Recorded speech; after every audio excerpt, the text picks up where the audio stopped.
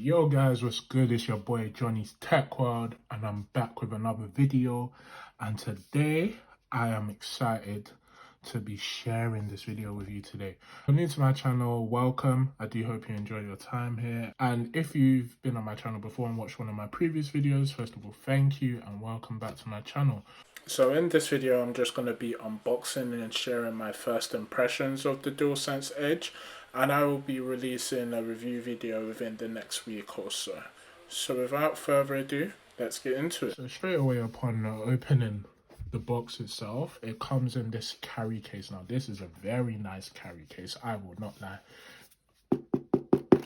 Solid quality. This can endure a couple bangs and stuff, whether you put it in your bag or something like that. You know, solid. Gotta give Sony their dues, but at the same time, when you pay the premium of £210, you have to expect quality. So boom, we open it up, and this is how the DualSense looks. I hope you guys can see that. So I'll just take the controller out. So this is how the DualSense looks itself. Now my first impressions, it looks pretty cool, sort of similar to the normal DualSense Edge controller, but there are a lot of differences. You know, I have opened it up beforehand, but I'm just showing you guys from a first-hand experience. So yeah, you know, I noticed that these little patterns, which is kind of cool, which isn't on the normal DualSense. So this is the function button, and it allows you to assign different profiles according to the games you may play.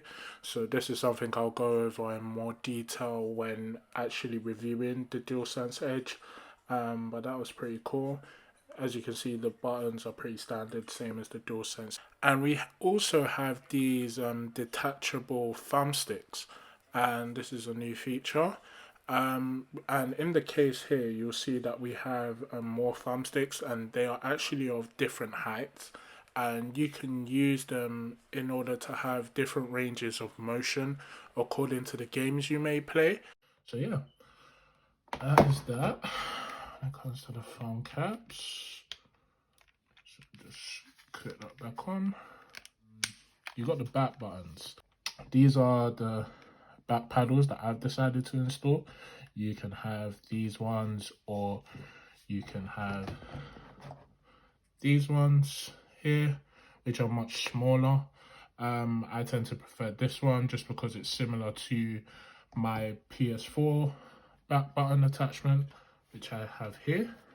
So it's kind of, well, not the same, but it's more of a resemblance compared to the other ones.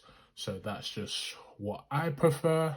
So here we have our trigger stops, and this basically is a function that determines how hard we need to press down in order to activate our L2 and R2 triggers.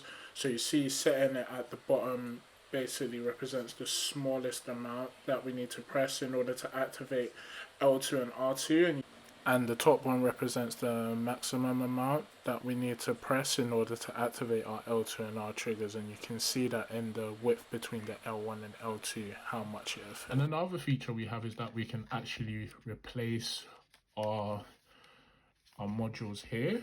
So if I just press this release button, wait, will this even, yeah, it will work. And here we actually have our modules for L3 and R3. So if I just turn that thing up, you see I can remove those. You can buy these on Sony for £20, and it looks pretty cool. You know, it is definitely much better than having to buy a new controller every single time. But yeah, we're going to see how these things really perform, because it depends on the frequency of how these catch drift. And judging by how the wire controllers have been, I'm not too confident that, you know, it's going to be a long period before they catch drift. So those £20 are going to be rolling into Sony's bank. You have this braided cable here, which is basically its USB cable for charging it. You can also have like a wire connection. So this little thing here, when you connect it to your USB, It's basically a way to just lock in your cable so it doesn't disconnect.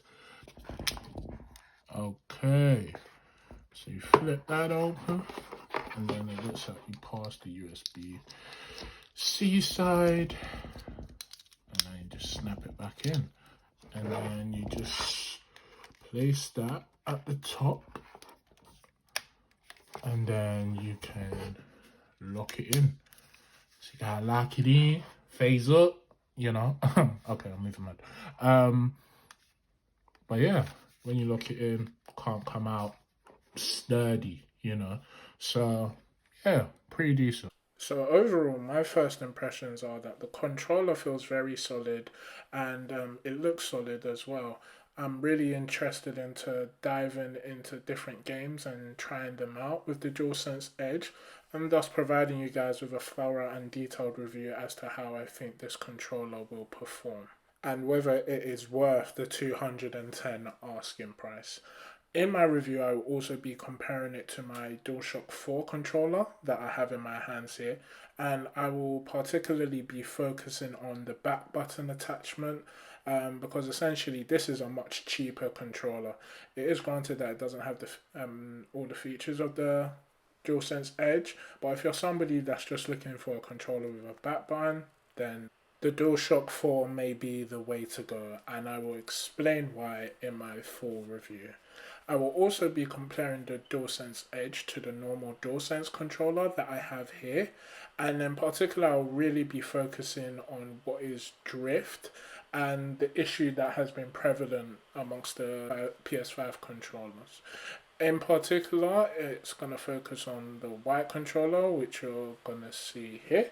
And these are known to have a lot of drift issues compared to the colored controllers. And since the DualSense Edge is a white controller, it does raise some concerns for me. Just because with a controller like this, it's probably years in the making in terms of its production process, and they very much could have used old and white PS5 controllers as the base when making this controller, so drift may settle in very quickly. So I will provide you guys with an update as to when I first noticed some drift in any of the analog sticks. Maybe a couple months, it may be a year, it may be more than a year. I hope it's more than a year. Thank you for tuning into my video today.